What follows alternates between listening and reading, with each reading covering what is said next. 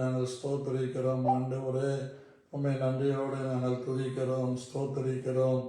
ஒருவராக பெரிய காரியங்களை செய்கிற எங்கள் ராஜாவே, உம்மை நன்றியோடு நாங்கள் ஸ்தோத்திரிக்கிறோம் ஆண்டவரே. மகிமையையும் மகத்துவத்தையும் அணிந்து கொண்டிருக்கிறவரே, உம்மை நன்றியோடு நாங்கள் ஸ்தோத்திரிக்கிறோம் ஆண்டவரே. எங்களுக்காக யாவையும் செய்து முடிக்கிற எங்கள் ராஜாவே, உம்மை நன்றியோடு நாங்கள் துதிக்கிறோம் ஆண்டவரே. எங்கள் மீது அன்பு கொண்டு எங்களை ஆசீர்வதித்து எங்களுக்கு அன்ன வஸ்திரம் கொடுத்து நாங்கள் சுகமாக இருக்கும்படிக்கு யாவையும் செய்து முடிக்கிறவராகிய எங்கள் இயேசு கிறிஸ்துவின் நாமத்தை நன்றியோடு நாங்கள் தொழுது கொள்ளுகிறோம், பணிந்து கொள்ளுகிறோம், போற்றுகிறோம், புகழ்கிறோம் ஆண்டவரே. நீர் ஒருவரே எங்களை அற்புதமாக அதிசயமாக தாங்கி நடத்துகிற தேவனாக இருக்கிறதற்காக உம்மை நன்றியோடு நாங்கள் ஸ்தோத்தரிக்கிறோம் ஆண்டவரே. பரிசுத்தத்தில் பயங்கரமான எங்கள் தேவனாகிய கர்த்தரை நாங்கள் தொழுது கொள்ளுகிறோம் ஆண்டவரே. எங்கள் மீது இரக்கம் வைத்து எங்களை நடத்துகிற ராஜாவே, நாங்கள் உம்மை துதிக்கிறோம், ஸ்தோத்தரிக்கிறோம் ஆண்டவரே. மகிமையானவரே, உம்மை துதிக்கிறோம். மகத்துவமானவரே, உமக்கு நன்றி சொல்லுகிறோம். இரக்கத்தில் ஐஸ்வர்யம் உள்ளவரே, உம்மை நன்றியோடு ஸ்தோத்தரிக்கிறோம். கிருபாசனபதியே, உம்மை நன்றியோடு துதிக்கிறோம் ஆண்டவரே. ஒருவரும் சேரக்கூடாத வழியில் வாசம் பண்ணுகிறவரே, உம்மை நன்றியோடு துதிக்கிறோம் அப்பா. ராஜாதி ராஜா, தேவாதி தேவன், கர்த்தாதி கர்த்தர், மகிமை நிறைந்தவர், மகத்துவமானவர், பரிசுத்தத்தில் பயங்கரமானவர், உம்மை நன்றியோடு துதிக்கிறோம் ஆண்டவரே. ராஜாவே, உம்மை ஸ்தோத்திரிக்கிறோம். எங்களுக்காக யாவையும் செய்து முடிக்கிற எங்கள் கர்த்தராகிய தேவனை நாங்கள் ஸ்தோத்திரிக்கிறோம் ஆண்டவரே. எங்கள் மீது அன்பு கொண்டு எங்களை பலப்படுத்துகிற கர்த்தரை நாங்கள் ஸ்தோத்திரிக்கிறோம் ஆண்டவரே. எங்கள் மீது அன்பு வைத்து எங்களை ஆட்கொள்ளுகிற கர்த்தரை நாங்கள் ஸ்தோத்திரிக்கிறோம் ஆண்டவரே. எங்களை எப்பொழுதும் எல்லா இடங்களிலேயும் வெற்றி சிறக்க பண்ணுகிற எங்கள் ராஜாவாகிய கர்த்தரை நாங்கள் ஸ்தோத்திரிக்கிறோம் ஆண்டவரே. மகிமையானவரே, உம்மை நன்றியோடு நாங்கள் ஸ்தோத்திரிக்கிறோம். கிருபை உள்ளவரே, உம்மை நன்றியோடு நாங்கள் ஸ்தோத்திரிக்கிறோம் ஆண்டவரே. ஜீவிக்கிறவரே, உம்மை நன்றியோடு நாங்கள் ஸ்தோத்திரிக்கிறோம் ஆண்டவரே. பரிசுத்தரே, உம்மை நன்றியோடு நாங்கள் ஸ்தோத்திரிக்கிறோம் ஆண்டவரே. கிருபையில் ஐஸ்வர்யம் உள்ளவரே, உம்மை நன்றியோடு நாங்கள் ஸ்தோத்திரிக்கிறோம் ஆண்டவரே. மகிமையானவரே, உம்மை நன்றியோடு நாங்கள் ஸ்தோத்திரிக்கிறோம் ஆண்டவரே. இரக்கத்தில் ஐஸ்வர்யம் உள்ளவரே, உம்மை நன்றியோடு நாங்கள் ஸ்தோத்திரிக்கிறோம் ஆண்டவரே. ராஜரீகம் பண்ணுகிற கர்த்தாவே, உம்மை நன்றி நிறைந்த உள்ளத்தோடு நாங்கள் ஸ்தோத்திரிக்கிறோம். ஹல்லேலூயா, ஹல்லேலூயா. நம்முடைய நாமத்தை நாங்கள் உயர்த்துகிறோம் ஆண்டவரே. நம்முடைய நாமத்துக்குரிய துதியையும் உம்முடைய நாமத்துக்குரிய ஸ்தோத்திரங்களையும் செலுத்தி உமக்கு நன்றி சொல்லி உம்மை ஆராதிக்கிறோம் ஆண்டவரே. நீரே பரிசுத்தமுள்ள தேவன், நீரே ஜீவனுள்ள தேவன், நீரே மகிமையுள்ள தேவன், மகத்துவமுள்ள தேவன். ஹல்லேலூயா, உம்மை ஸ்தோத்திரிக்கிறோம். ஹல்லேலூயா, உம்மை துதிக்கிறோம். கிருபையுள்ளவரே, உம்மை துதிக்கிறோம். இரக்கத்தில் ஐஸ்வர்யம் உள்ளவரே, உம்மை துதிக்கிறோம். அன்பு கூறுகிற தேவனே, உம்மை துதிக்கிறோம். மகா இரக்கங்களின் தேவனே, உம்மை துதிக்கிறோம். ஒருவராக பெரிய காரியங்களை செய்கிறவரே, உம்மை துதிக்கிறோம்.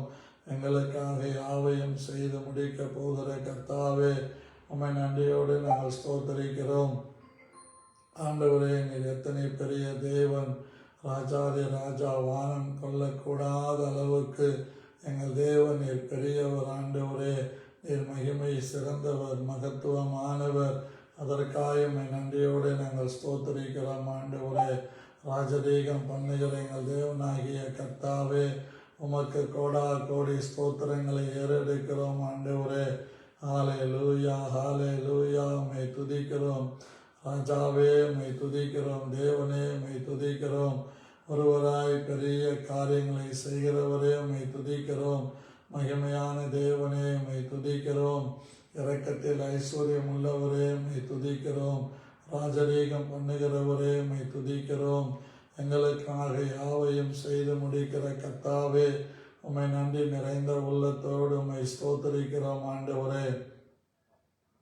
எங்களை நேசிக்கின்ற எங்கள் நல்ல பிதாவே, இந்த ஆசீர்வதிக்கப்பட்ட இந்த காலை வேளைக்காக, இந்த வருஷத்தின் கடைசி நாளுக்காக உம்முடைய சமூகத்தில் வருகிறோம் ஆண்டவரே. இந்த வருடம் தொடங்கி இந்த நாள் வரைக்கும் எங்களை கைவிடாமல் எங்கள் பலவீனங்களிலே நீர் எங்களுக்கு பலம் தந்து, எங்கள் சுகவீனங்களிலே நீர் எங்களுக்கு சுகம் தந்து எங்களை நடத்தி வந்திருக்கிற எல்லா கிருபையின் விதங்களுக்காக நன்றியோடு ஸ்தோத்திரிக்கிறோம்.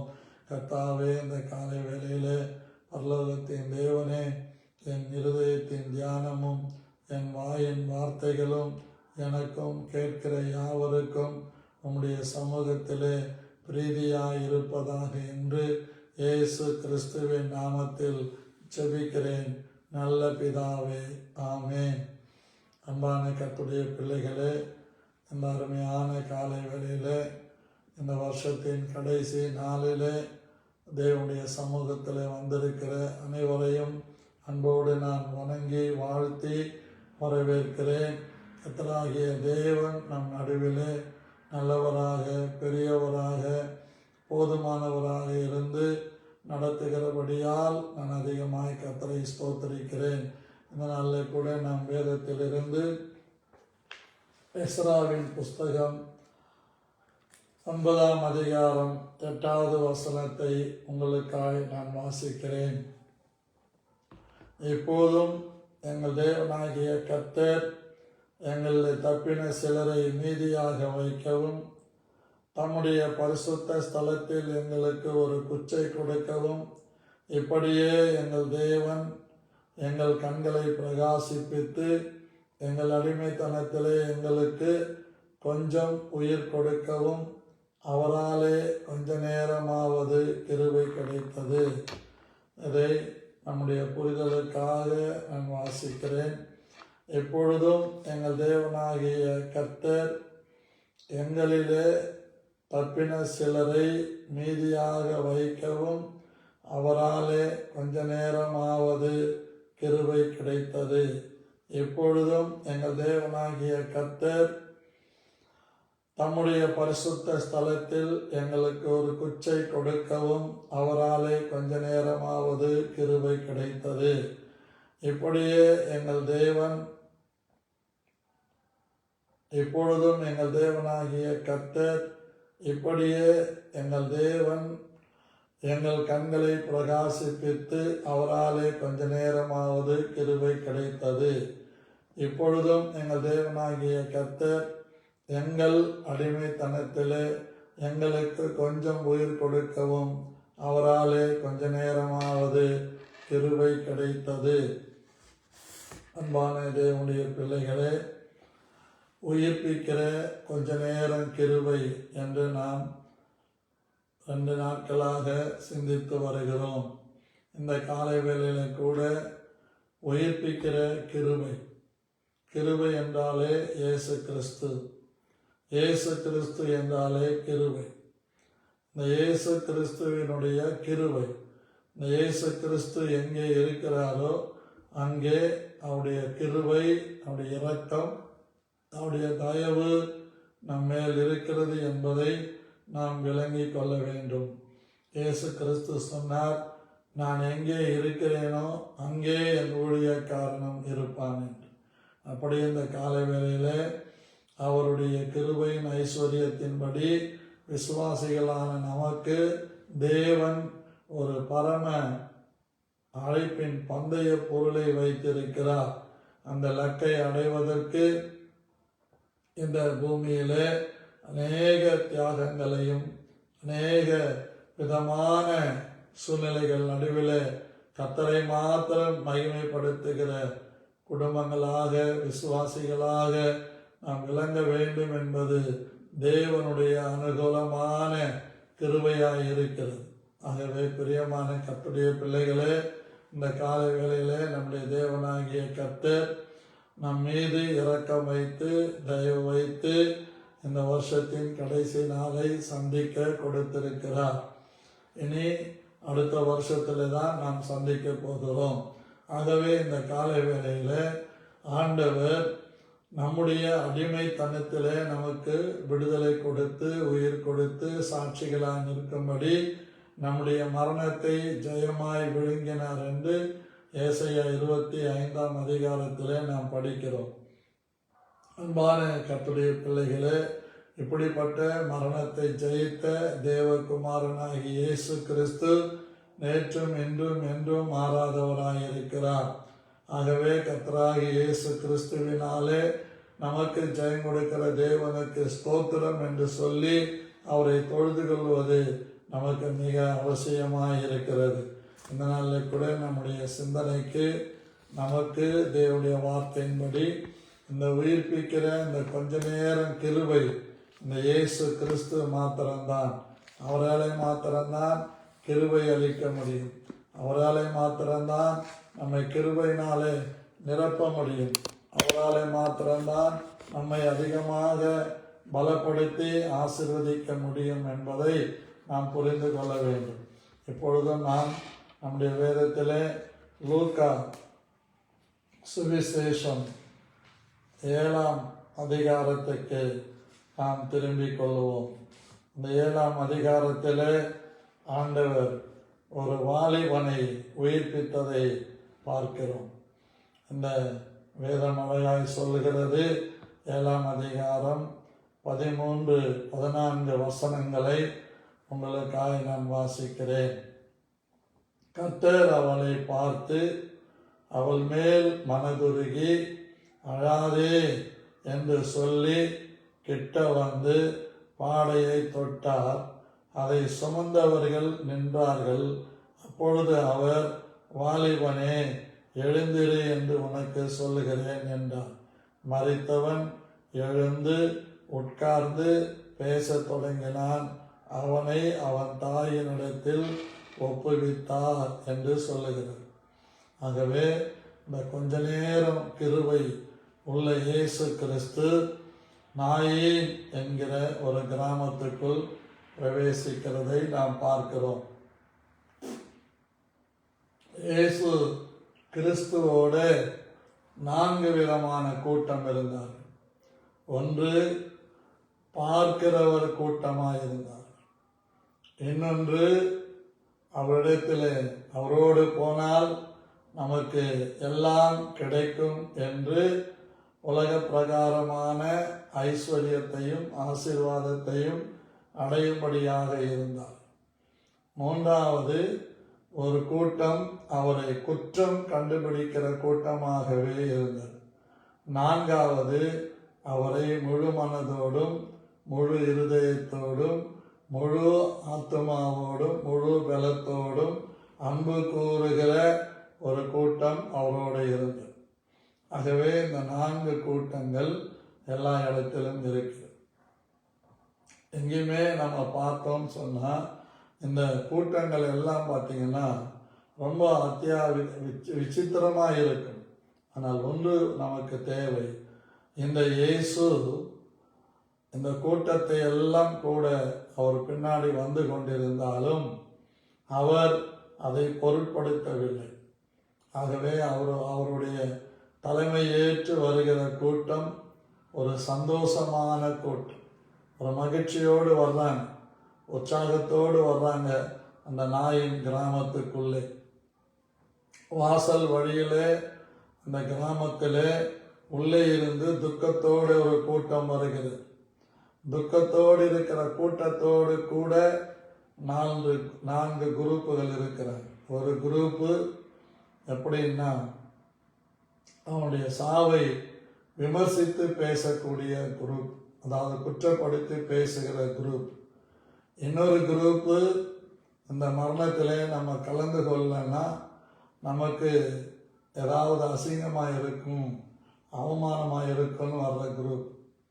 இன்னொரு குரூப்பு எப்படிப்பட்ட குரூப்புன்னா கடமைக்காக வருகிற குரூப்.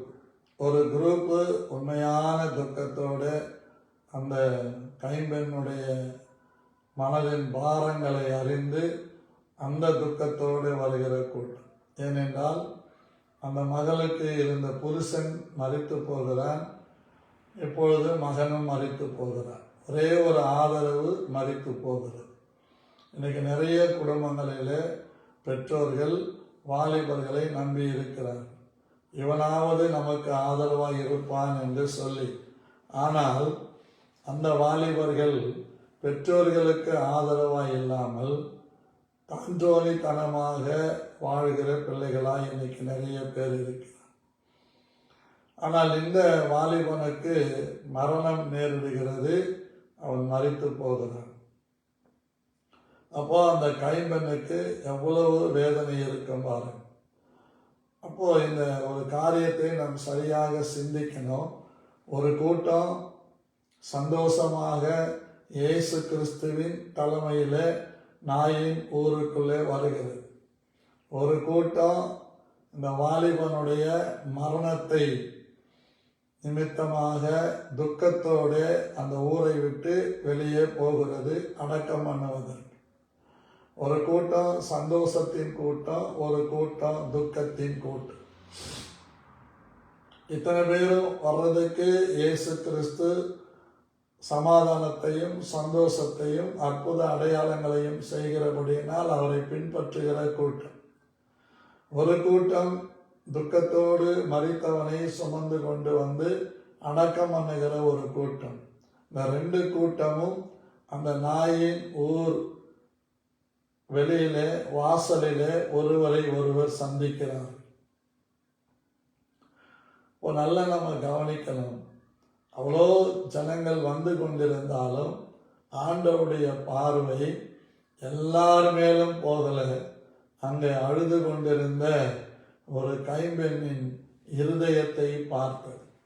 இந்த காலையில் என்னை கேட்டுக்கொண்டிருக்கிற என் அன்பு கர்த்தருடைய பிள்ளைகளே, இன்றைக்கு தேவன் இருதயத்தை பார்க்கிறார், மனுஷன் முகத்தை பார்க்கிறான்.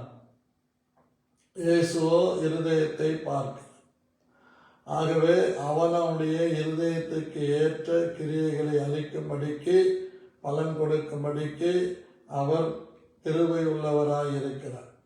இந்த காலை வேளையிலே நாம் அறிந்து கொள்ள வேண்டியது, யார் எப்படி நினைக்கிறார்கள் என்பதை விட நான் எல்லாருக்கும் நடுவிலே எப்படி இருக்கிறேன், அவர்கள் நினைவுகளுக்கு நான் எப்படி இருக்கிறேன், மற்றவருடைய எண்ணங்களுக்கு முன்பாக நான் எப்படி இருக்கிறேன், மற்றவர்கள் என்னை உணர்ந்து கொள்வதற்கு நான் எப்படி இருக்கிறேன், இதை நாம் சிந்திக்க வேண்டும்.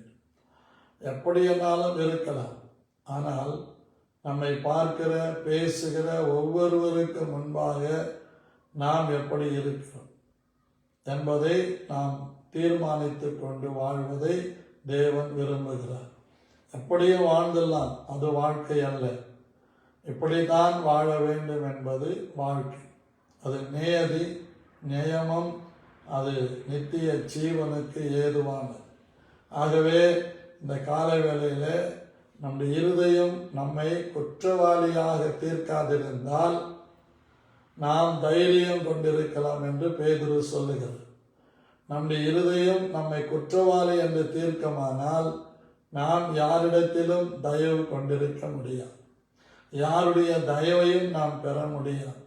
ஆகவே இந்த காலை வேளையில இந்த நாயின் ஊருக்குள்ளே இயேசுவின் தலைமையில வருகிற கூட்டம், இந்த நாயின் ஊருக்குள்ள இருந்து மரணத்துக்கு அதிகாரியாகிய பிசாசானவனுடைய துக்கத்தை சுமந்து கொண்டு போகிற ஒரு கூட்டம். இந்த ரெண்டும் அங்கே சந்திக்கிறது. அந்த பட்டணத்திலே துக்கம் நிறைந்திருக்கிற அந்த பட்டணம், அந்த கிராமம், அந்த கிராமத்து மக்கள் யாரையும் அவர் பார்க்கவில்லை. துக்கத்தினால் நிறைந்திருக்கிற அந்த நாயின் ஊர் கைம்பெண்ணை இயேசு கிறிஸ்து கண்டார். இன்னைக்கு நான் உங்களுக்கு சொல்றேன், யாரை குறித்தும் நாம் பொருட்படுத்த வேண்டியதில்லை. நம்மை காண்கிற தேவன் நம்மோடு இருக்கிறார். அவர் நம்மை காண்கிற தேவன், நம்மை அறிந்திருக்கிற தேவன், நம்மை உணர்ந்திருக்கிற தேவன், நம்மை உள்ளம் கைகளிலே வரைந்து வைத்திருக்கிற தேவன். அநேகருக்கு நான் சொல்லுகிற காரியம் உண்டு. இவங்க என்ன நினைப்பாங்க, அவங்க என்ன நினைப்பாங்க, அவங்க நம்மளை பற்றி எப்படி யோசிப்பாங்க என்று சொல்லுகிற அந்த நிலைமையை நாம் மாற்றிக்கொள்ள வேண்டும். யார் என்ன சொன்னாலும், எப்படி சொன்னாலும், எப்படி வேண்டுமானாலும் சொன்னாலும், நாம் ஒன்றை சிந்திக்க வேண்டும். நாம் நீதிமானரோடு இருக்கிறோம், நாம் கர்த்தரோடு இருக்கிறோம், கர்த்தர் நம்மோடு இருக்கிறார். அவர் என்னை குறித்து என்ன நினைக்கிறார், அவர் என்னை எப்படி பார்க்கிறார், என்னை குறித்த நினைவுகள் அவருக்குள்ளே எப்படி இருக்கிறது என்பதை அறிந்து கொள்ள நாம் நெருங்க நெருங்க நெருங்க, அவர் இருதயத்தை புரிந்து கொள்ள அவருடைய கிருபைகளை அறிந்து கொள்ள நாம் எல்லாருக்கும் முன்பாக கிருபை பெற்றவர்களாக, இரக்கம் பெற்றவர்களாக, தயை பெற்றவர்களாக நிற்க முடியும் என்பது என்னுடைய நம்பிக்கை.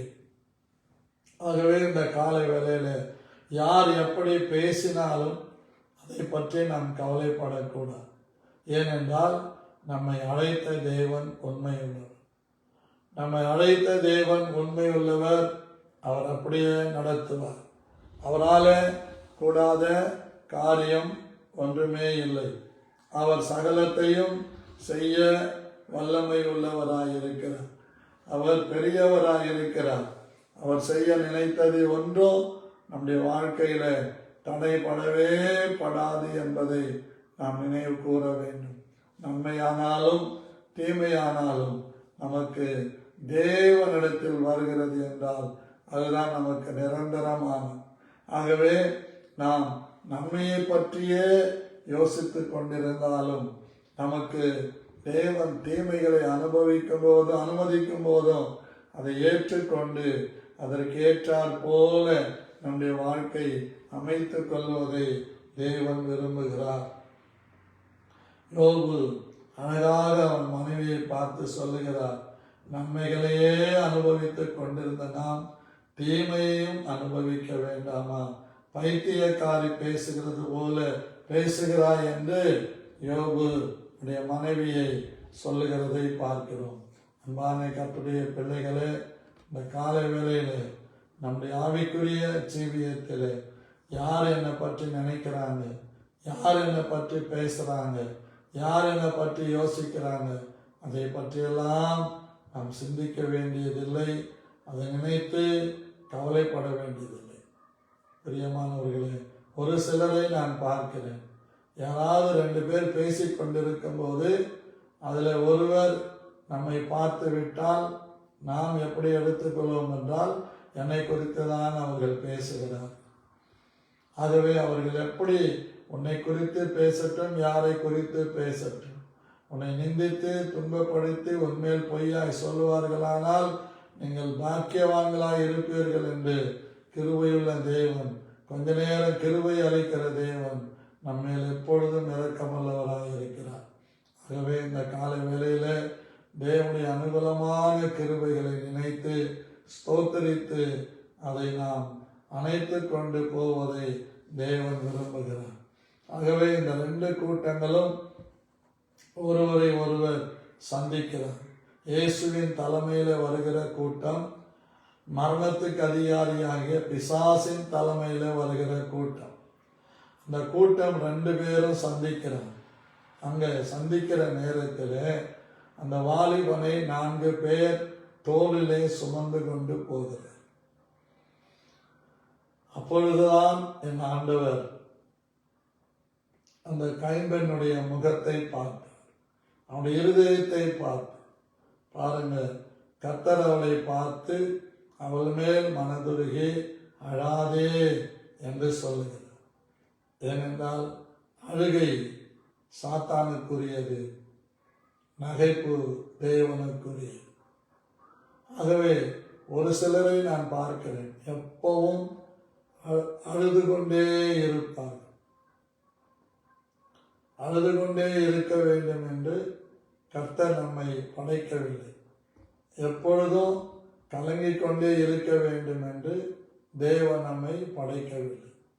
கவலையோடவே நாம் வாழ வேண்டும் என்று தேவன் விரும்புவதில்லை. ஆகவேதான் பிலிப்பியர் 4:6 சொல்லுகிறார், நீங்கள் ஒன்றுக்கும் கவலைப்படாமல் எல்லாவற்றையும் குறித்து ஸ்தோத்திரத்தோடு கூடிய ஜபத்தினாலும் வேண்டுதலினாலும் உங்கள் தேவனுக்கு தெரியப்படுத்துங்கள் என்று சொல்லுகிறார். ஆகவே இந்த காலை வேளையிலே தேவனுக்கு நாம் தெரியப்படுத்தும், ஒன்றுக்கும் கவலைப்படக்கூடாது. நாம் கண்ணீர் விடுகிற இடம், அழுகிற இடம் கர்த்தருடைய சமூகம் மாத்திரம்தான் இருக்கு. மனுஷருக்கு முன்பாக நாம் எம்மாத்திரமும் அழக்கூடாது. மனுஷருக்கு முன்பாக கண் கசங்கி கொண்டு நிற்பதை தவிர்க்க வேண்டும். ஆகவே இந்த காலை வேளையில நம்முடைய கண்ணீரை அவர் துருத்தியிலே வைத்திருக்கு. அதை கணக்கு பார்த்து அதனுடைய பலனை கர்த்தர் தருவார். ஆகவே இந்த காலை வேளையிலே நம்மை பார்த்து இயேசு கிறிஸ்து சொல்லுகிறார், என் மகளே, என் மகனே, நான் உனக்கு கொடுத்த கிருபை எவ்வளவு பெரிதென்று பாருங்கள். நான் உங்கள் மேல் வைத்திருக்கிற இரக்கம் எத்தனை பெரியது என்று பாருங்கள். நான் உன்னை குறித்த நினைவுகள் வேதனைக்குரியவைகள் அல்ல, தீமைக்கு ஏதுவானவைகள் அல்ல, நன்மைக்கு ஏதுவானவைகளே என்று கர்த்தர் சொல்லுகிறார். ஆகவே இந்த காலை வேளையில உங்களையும் என்னையும் பார்த்து அழாதே என்று சொல்லுகிறார். ஆகவே என்னை கேட்டுக்கொண்டிருக்கிற என் அன்பு கர்த்தருடைய பிள்ளைகளே, நாம் அழுகிறதை தேவன் ஒருபோதும் விரும்பவில்லை. மாறாக நாம் ஜெபத்தில் உட்கார்ந்து கண்ணீரோடு விதைக்கும் போது கம்பீரத்தோடு அறுப்போம் என்று வேதம் சொல்லுகிறது.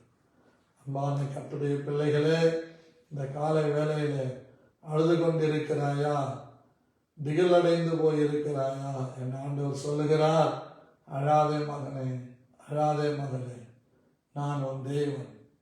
உன் துக்கங்களை நான் சுமந்து கொண்ட தேவன், உன் நோய்களை சுமந்து கொண்ட தேவன், உன் பலவீனங்களை சுமந்து கொண்ட தேவன். நான் உன்னுடைய தேவனாய் இருக்கிறேன். நீ என் கைகளிலே பொருத்தி வைக்கப்பட்டிருக்கிறாய், செதுக்கி வைக்கப்பட்டிருக்கிறாய். உன் உருவம் என்னது என்பதை என் உள்ளங்கைகளிலே நான் பார்க்கிறேன். உன் சூழ்நிலையை நான் பார்க்கிறேன். உன் இன்னல்களை, இக்கட்டுகளை நான் பார்க்கிறேன். ஆகவே என் சமூகத்தில் தரித்திரு என்று கர்த்தர் சொல்லுகிறார். கர்த்தருடைய சமூகம் அது இன்பமானது. அதுதான் இஸ்ரவேல் ஜனங்களுக்கு சொன்னார், என் சமூகம் உனக்கு முன்பாக செல்லும், நான் உனக்கு இளைப்பாறுதல் தருவேன் என்று ஆண்டவர் மோசேயோடு முகமுகமாய் சொல்லுகிறார். இந்த காலவேளை நமக்கு அவர் சொல்லுகிற வார்த்தை தைரியமான வார்த்தை, என் சமூகம் உனக்கு முன்பாக செல்லும்.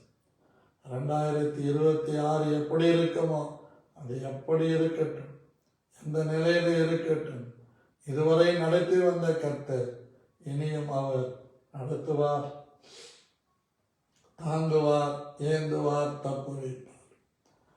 பாருங்கள், இந்த கைம்பெண்ணை கண்டு கிட்ட வந்து அந்த வாலிபனை தொடவில்லை, பாடையை தான் தொட்டு. இந்த காலை வேளையிலே நம்ம எத்தனை பேர் பாட மேலே இருக்கிறோம், அதை தொடுகிறோம். சட்ட கிரியைகள் மேலே, சட்ட கிரியைகளுக்கு அகப்பட்டு, சட்ட கிரியைகளோடு பிணைக்கப்பட்டு, அந்நிய நுகத்தில் அவிசுவாசிகளுடனே பிணைக்கப்பட்டு இருப்போமானால் நாமே பாடையில உள்ளவர். தேவன் பாடையை தொடுகிறார். பாடையை தொட்ட உடனே அதை சுமந்தவர்கள் நின்றார். அவர் தொட்டா அற்புதம் நடக்கும். அவர் தொட்டா மாற்றம் வரும். நம்முடைய ஜபங்களில் கூட நாம் எப்பொழுதும் ஒரு தொடுதலை உணர வேண்டும்.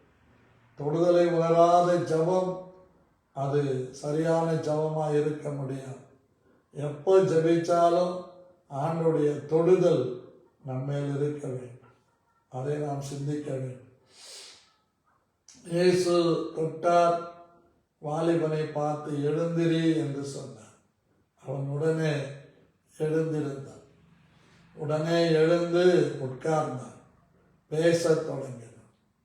எனக்கு அன்பான கர்த்தருடைய பிள்ளைகளே, நீ எந்த இடத்துல இருந்தாலும் ஆவியானவர் இந்த காலை வேளை சொல்லுகிற வார்த்தை எழுந்திரி. நீ பாடையில் இருக்கிற நாட்கள் இதுவல்ல, நீ பாடையில இருக்கிற காலங்கள் இதுவல்ல, நீ பாடையிலே மற்றவர்களால் சுமந்து கொண்டு போகிறவனாய் இருப்பது தேவனுடைய சித்தம் இல்லை. விடுதலையோடு, உற்சாகத்தோடு, மன வலிமையோடு, மன தைரியத்தோடு, திட நம்பிக்கையோடு வாழ்வதையே தேவன் விரும்புகிறார். இந்த காலை வேளையிலே எனக்கு அன்பான கர்த்தருடைய பிள்ளைகளை, நம்மை விசாரிக்கிற தேவன், நம்மை காண்கிற தேவன், நம்மை நடத்துகிற தேவன், நம்மை பாதுகாக்கிற தேவன் நம்மோடு கூட இருக்கிறார். அந்த கைம்பெண்ணின் கண்ணீரை கண்ட கர்த்தர், அந்த கைம்பெண்ணின் அழுகையின் சத்தத்தை கேட்ட கர்த்தர், அந்த கைம்பெண்ணின் மன குமுறலை கண்ட கர்த்தர் இந்த காலை வேளையிலே நம்முடைய மன குமுறலை அவர் காண்கிறார்.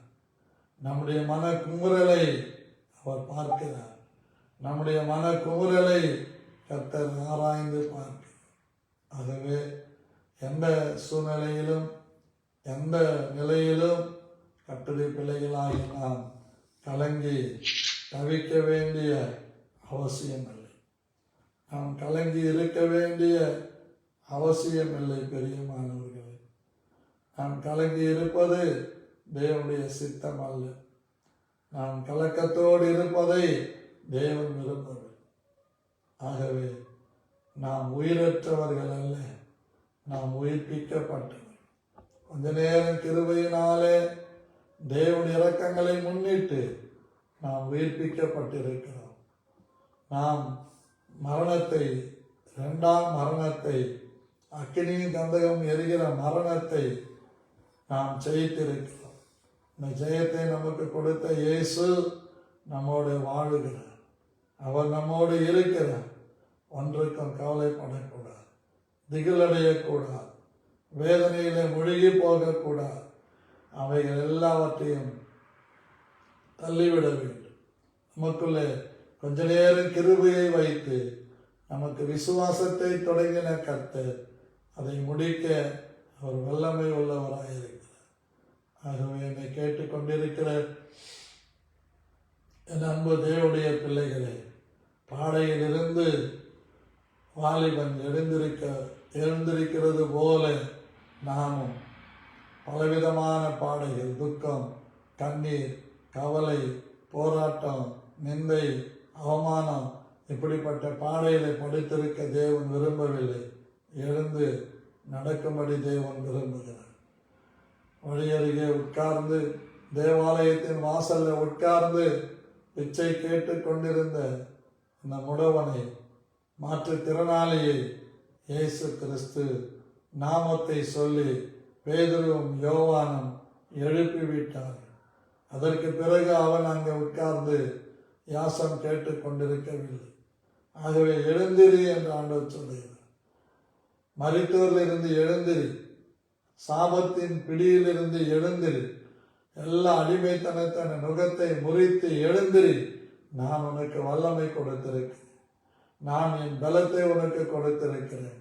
ஆகவே நீ விசுவாசித்து தேவனுடைய மகிமையை அடைந்து எழுந்திரி என்று இந்த காலை வேளையிலே கர்த்தர் என்னோடும் உங்களோடும் சொல்லுகிறார். எதை பற்றியும் கவலைப்படாது, எதை குறித்தும் கலங்காது, எதை குறித்தும் திகிலடையாது, எதை குறித்தும் சங்கடப்பட்டு கொண்டிருக்காது, எதை குறித்தும் யோசித்து உன்னுடைய மூளையை, உன்னுடைய அறிவை மழுங்கி போக வைக்காது. எழுந்து, இப்படிப்பட்ட பாடைகள் இருந்து எழுந்து கிறிஸ்து உன்னை பிரகாசிக்க பண்ண தேவன் வல்லமை உள்ளவராயிருக்கிறார். ஆகவே நமக்கு மரணம் இல்லை, மரணத்தின் கூர் உடைக்கப்பட்டது, பாவங்கள் நம்மை விட்டு நீங்கினது. இயேசு கிறிஸ்துவின் இரத்தத்தினாலே நாம் கழுவப்பட்டிருக்கிறோம். இயேசு கிறிஸ்துவின் நாமத்தின் வல்லமையை பிரஸ்தாபப்படுத்தும்படியாக அவராலே நாம் பிடிக்கப்பட்டிருக்கிறோம். இதுதான் எனக்கு ஒரு பாட்டு ஞாபகம் வரும். இயேசுவாலே பிடிக்கப்பட்டவன், அவர் இரத்தத்தாலே கழுவப்பட்டவன். நான் இயேசுவாலே பிடிக்கப்பட்டவன், அவர் இரத்தத்தாலே கழுவப்பட்டவன். எனக்கென்று எதுவும் இல்லை, இப்பூமி சொந்தமில்ல, எனக்கென்று எதுவும் இல்லை. இப்பூமி சொந்தமல்ல, இயேசுவால் பிடிக்கப்பட்டவன், அவர் இரத்தத்தால் கழுவப்பட்டவன். இயேசுவால் பிடிக்கப்பட்டவன், அவர் இரத்தத்தால் கழுவப்பட்டவன். இதை நம்ம ரொம்ப நல்லா உணர்ந்து தேவனை மகிமைப்படுத்தணும். இயேசுவால் பிடிக்கப்பட்ட நாம், இயேசுவை போல மாறுபடி அழைக்கப்பட்ட நாம், இயேசு கிறிஸ்துவின் நாமத்தின் மகிமைக்காக தெரிந்து கொள்ளப்பட்ட நாம் ஏன் கலங்கி இருக்க வேண்டும்? ஏன் வேதனைப்பட்டு கொண்டிருக்க வேண்டும்? ஏன் திகிலடைந்து கொண்டிருக்க வேண்டும்? ஆகவே அன்பான கர்த்தருடைய பிள்ளைகளே, நாம் எல்லாரும் இயேசுவாலே பிடிக்கப்பட்டவர்கள். நாம் ஒரு நாளும் கலங்கி தவிப்பதை தேவன் விரும்பவில்லை. ஆகவே நாம் இயேசு நம்மை கைவிட மாட்டார், இயேசு நம்மை விட்டு விலக மாட்டார் என்பதை நாம் புரிந்து கொண்டு செயல்படுவது தேவனுடைய சித்தமாக இருக்கிறது. ஆகவே இந்த காலை வேளையிலே நான் இயேசுவாலே பிடிக்கப்பட்டவன், அவர் இரத்தத்தாலே கழுவப்பட்டவன், எனக்கென்று எதுவும் இல்லை, இப்பூமி சொந்தம் இல்லை. இதில் நம்ம தைரியமாக நிற்கலாம். தேவன் நமக்கு உதவி செய்ய வல்லவராக இருக்கிறார். இந்த காலை வேளையில் அன்பான கர்த்தருடைய பிள்ளைகளே, இந்த வாலிபனை, மரித்த வாலிபனை உயிருள்ளவனாக எழுப்பி தாயினிடத்திலே கொடுத்து, அந்த வாலிபனை தாய் தன்னோடு கூட கூட்டிக் கொண்டு போகிறார். ஆகவே இந்த காலை வேளையில் மரித்தவன் எழுந்திருந்து உட்கார்ந்து பேசத் தொடங்கினான். அவனை அவன் தாயினிடத்தில் ஒப்புவித்தான். நாமும் கூட தேவனிடத்தில் நம்மை ஒப்பு கொடுத்து தேவன் நமக்கு தருகிற நன்மைகளை நாம் அணைத்து கொண்டு தேவனுடைய பாதையிலே நாம் நடக்க தேவன் விருப்பமுள்ளவராய் இருக்கிறார் என்பதை மகிழ்ச்சியோடு நான் தெரிவித்துக் கொள்கிறேன். ஆகவே நான் வீணாக அழமாட்டேன், வீணாக கண்ணீர் வடிக்க மாட்டேன். என் புலம்பல்கள் ஆனந்த களிப்பாய் மாற்றுகிற இயேசு கிறிஸ்துவின் சமூகத்தில் வருவேன். அவருடைய கொஞ்ச நேரம் கிருபையினாலே என்னை உயிர்ப்பிப்பார். அவருடைய கொஞ்ச நேரம் கிருபையினாலே என்னை மீதியாக வைத்திருக்கிறார். அப்படியே கொஞ்ச நேரம் கிருபையினாலே என்னை பரிசுத்த ஸ்தலத்தில் ஒரு இடம் கொடுத்து வைத்திருக்கிறார்.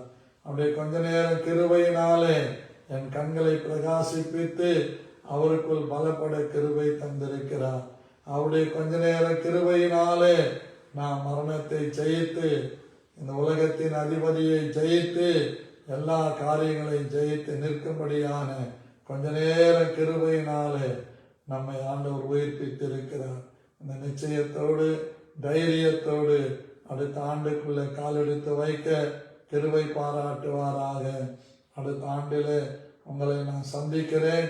கர்த்தர் உங்களை ஆசீர்வதிப்பார். கிருபை உங்களோடு கூட